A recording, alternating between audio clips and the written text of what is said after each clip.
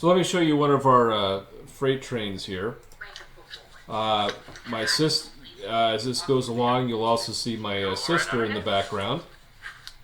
So this is a Burlington freight train that's been set up. And to give you an idea of the layout, it takes up basically the whole living room, which my father does not care about at all. He's happy with it.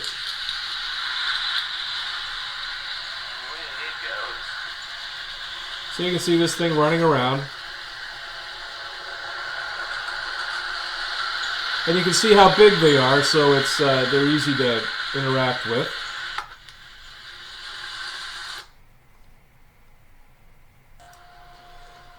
So here is our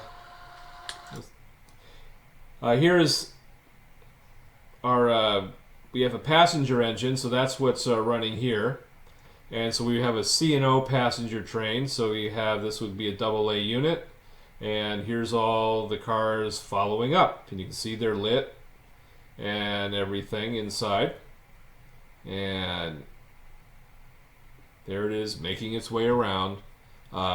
This engine's going really slow actually because it's brand new, but it had a motor short, and so it's actually getting fixed. So it'll go a lot faster really soon. So let me show you the engine that I bought. Entry price for a decent steam engine, well modeled, tends to with a tender. You're probably looking in the $600 range. If they lower the level of detail, starting prices probably $350 to $400 US, not Canadian. So these things are generally pricey. And so he really wanted a steam engine really bad. And so this is the one I bought. This is called an 060, and it's referred to that because in the front here, you'll notice there's no wheels under the front, then there's 6, and then often in the back there's a couple of wheels.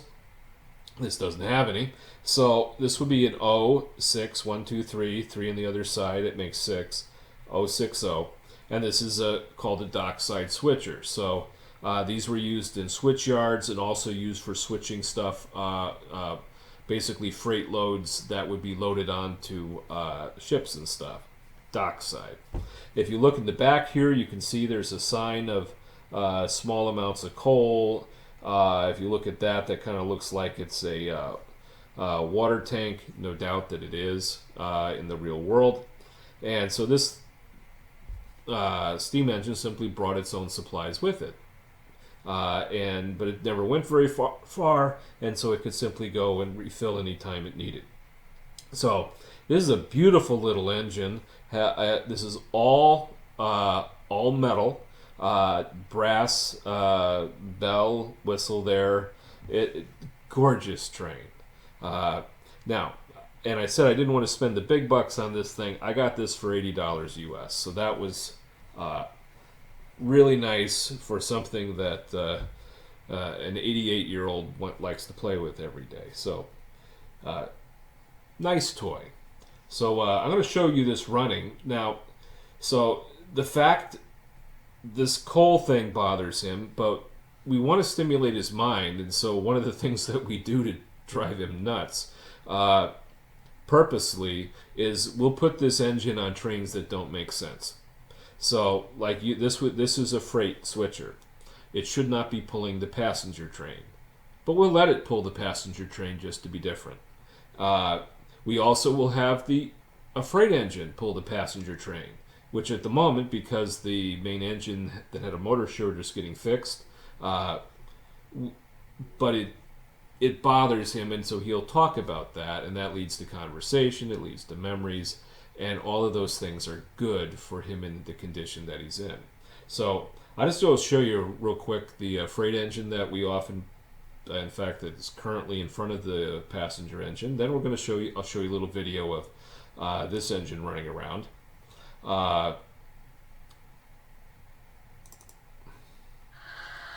So this is a GEU-23B engine, I will note I tend to know quite a bit about engines because I used to work for the electromotive division, which was part of General Motors, which is the largest engine maker, and GE was the main competitor. So you can see, again, you can see a little bit of the layout here. And you're hearing noises. These engines actually have what are called rail sounds. And so they'll give you chatter of the engineers doing stuff. And they make the sounds of the engines, bells, whistles, all of that stuff. So they're incredibly realistic, quite fun to play with. Anyway, so here's that steam engine, just so you can, and this is in the background. You may hear my son kind of singing, but you can see, if you look here, you can see all the smoke coming off of the steam engine. So these things can produce quite a bit of smoke. And as you can see, why somebody watching this little steam engine pull this big passenger train would go, wait a second, that doesn't make any sense. So I had just some videos so you can kind of see what some of the things he plays with. And they're pretty cool. I will note very quickly that I actually have two steam engines. I'll show you a picture of my other one. I don't actually have a picture of that one. I keep it in storage, but it's this thing you see right here. This is called a Shea engine, and so what they're used for is they were used for logging and mining work, and they would go, and whereas a normal train can only go on about a 1% grade, because due to the coefficient of friction, and when you think about your car, your wheels flatten, so you actually have a flat surface of where the wheel is relative to the ground. So you get a lot of connection. You don't get much deformation out of steel wheels on a steel rail. So there's actually very little connection, so there's very little friction to help drive the engine forward. As a result, standard steam engines only can go on a 1.5% grade max, I believe, is kind of where they are. Well, in the old days where they had logging and mining, where you had a base camp and then you needed to be able to take things and bring things back on steep grades, where we're talking maybe 5-10% or something, these engines were designed for that. And so what happened is if you look at this thing, basically the steam was released here, and then it drove these pistons, which then turned this gearing, which was outside the wheels, all along here.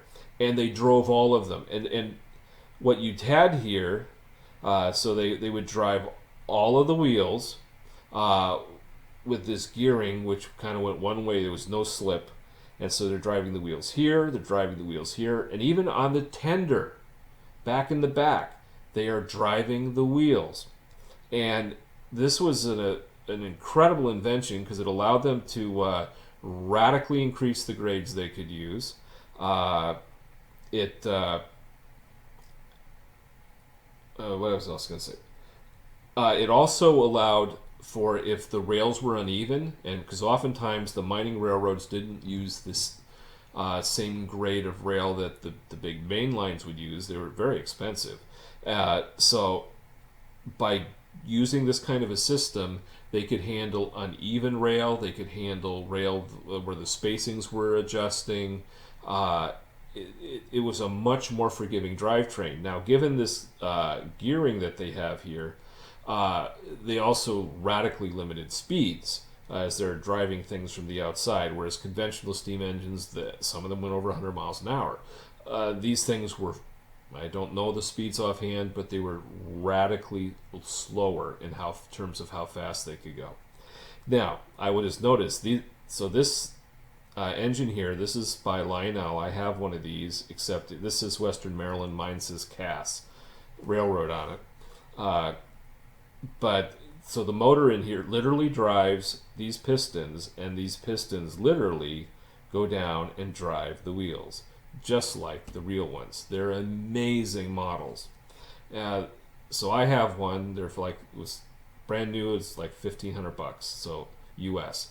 Very expensive. So I don't keep this one out and let just anybody play with it. Why did I get that?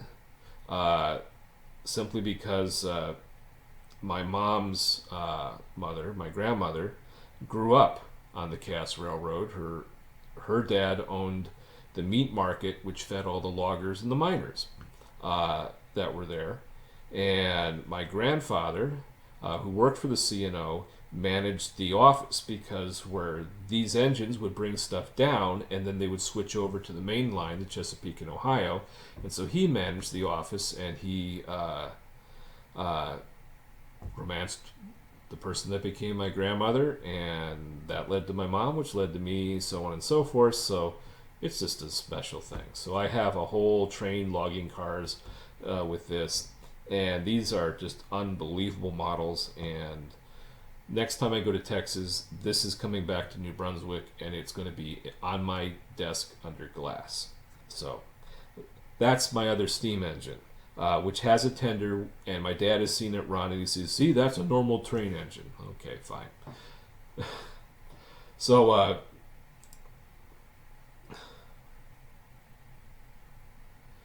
again, we'll just let you, we'll take a quick look at this thing. So here's a small steam engine with no tender.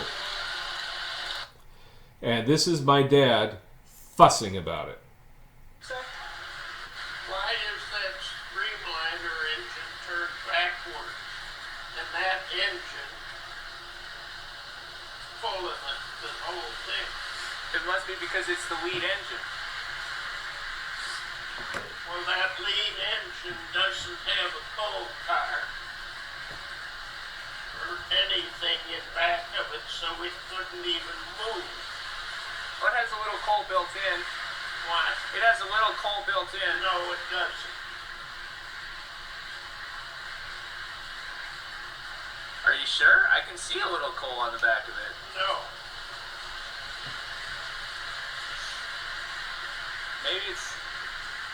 Maybe it's powered by wishes and magic.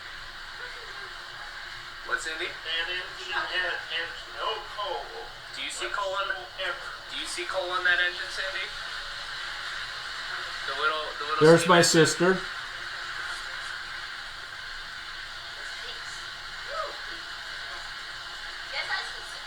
Oh, Cindy sees coal Where? in the back. Right where Cindy said she saw it. Engine? Yep.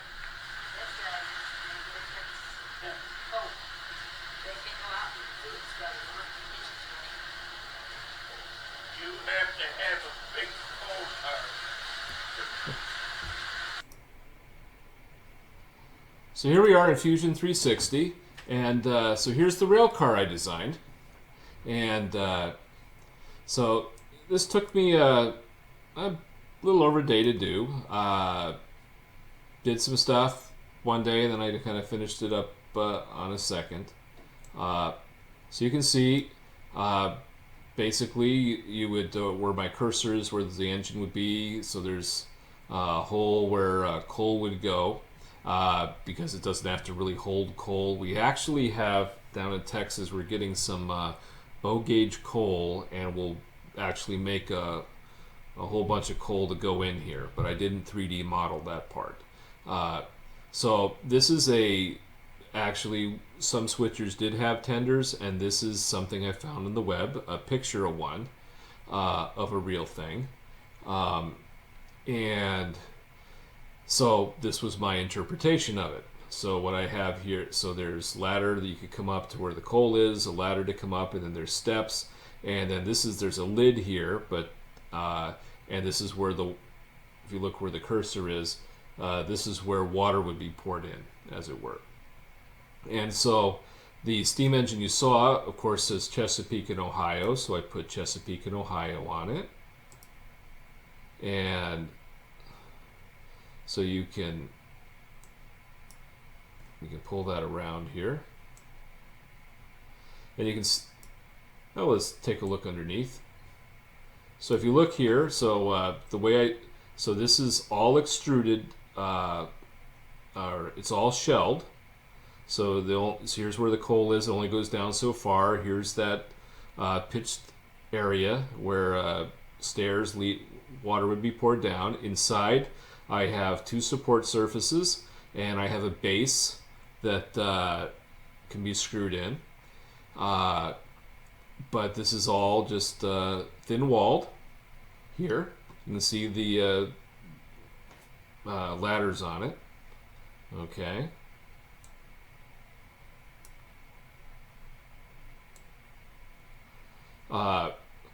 And in the real car, the face actually goes down a little bit over the wheels, and so in the end here,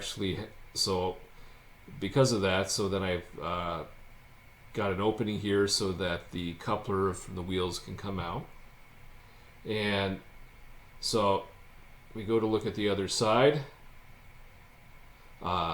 Basically mirror image as it should be. Chesapeake and Ohio. And look what I put on the end. Dad kept saying, it has no fuel, it has no fuel. So I named the car. So this would be on the side up by the engine. And I actually put in writing, Dad's fuel. So we'll try to make a point of this when we give this to him. Okay. So in doing this, this car basically consists of 3 parts. So there's the lid here. I have a solid model for the lid. It's not exciting, but it exists. You have the main train car, and then I have a bottom piece that screws on here that has holes where you would be screwing in the trucks and couplers. Okay, and I actually did a 4th piece. You see this where the coal can go? I made a copy of it. Okay, and I think I actually have it here somewhere close by. Yep, here it is. I'll just put it down here so you can see it. Here we are. Let's see, can we get a good look? Oh well, can't really get a good look here, but well, suffice it to say, I did a copy of this. And why did I do that? That's just a separate, just a little tray-like thing, so that what we'll do is we'll go to this copy of it, put wax paper in it, then we're going to put this modeled coal along with some rosin, and then we'll make basically the coal that then we'll just pull the wax paper, and then we can put that same lump right in here, which is exactly the same size, and boom, we will be able to have our coal here with no risk of messing up the main car with some sort of bizarre accident, as it were. All right. Some of the stuff that's kind of fun in the car. So this is looking down the top. Again, this is where coal will go someday. This is where we have a lid. You'll notice I have a surface there. This is actually hinged. So in my 3D design, if you actually look through here, you can see the little holes that are right in there. You can actually see through them if I were to line it up properly.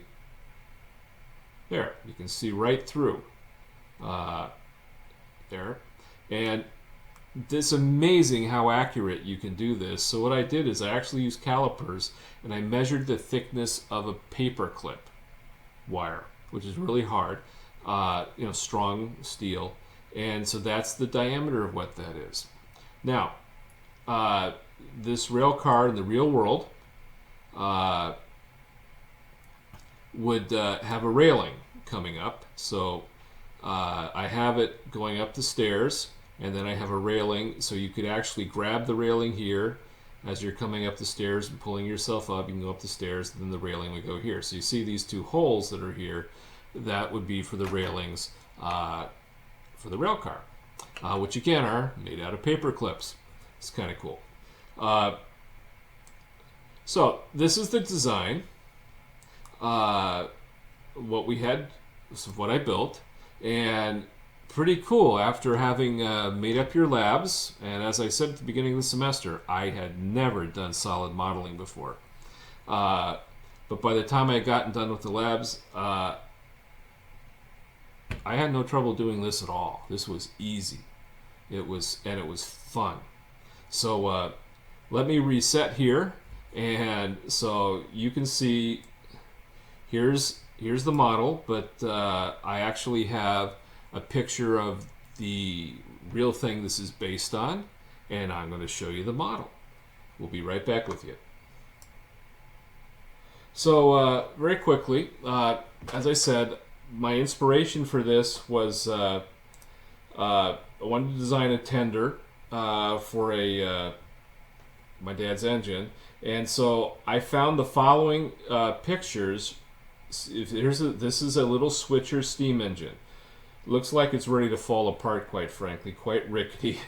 But here it is, back in the days when train tracks could be right on the middle of a street here. And here's the engine. And here's the tender in the back. Okay, so notice it low at the back, comes on up. Most of this right here is all tank, and then here's its coal supply. All right, it has the railing here and whatnot. So there's that view of it, so you can see that. And then here's a view of that same engine kind of from the rear, looking at this car. So so if you see here, it has an apron that comes down a little bit over the wheels. You can't quite see all of them. I don't know why they did that, just they did. And then here comes the coupler out. Now, because of the way O-gauge works, it didn't make sense for me to do that.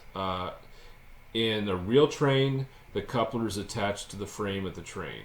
In O-gauge, the coupler is actually attached to the wheels. That creates a few interesting problems. So what they had here is you could actually climb up, and they had a little walkway here, and then here's the coupler attached to the frame if you look at the picture. And that was not going to be at all practical for me to do. So I just gave my own interpretation. So I put a little ladder up here, I put a little ladder on the back, and so they could climb up, grab the handrail, and go up the stairs to the place where you would open it and pour the water in. The other thing I'm not doing is you'll notice there's a light in the back. I am not electrifying this tender. That would create a whole new set of problems, and plus to have to design that, and that I just was like, nope, not going to handle that. And I can argue that, well, on my engine actually there's a light in the front. When it goes forward, it lights. When you go backwards, the engine that I have actually has a rear, let's just say, headlight. And so when it goes back, it can illuminate what it's backing up on. And that light would shine back, so it didn't need this light, if my dad were ever to think about that, but he'll never cross that. On this steam engine, it had a light in the front, and here's its light in the back to guide them as they back up to pick things up and drop things off, so on and so forth. So here's the real thing, and I'm gonna get my thing here just a second.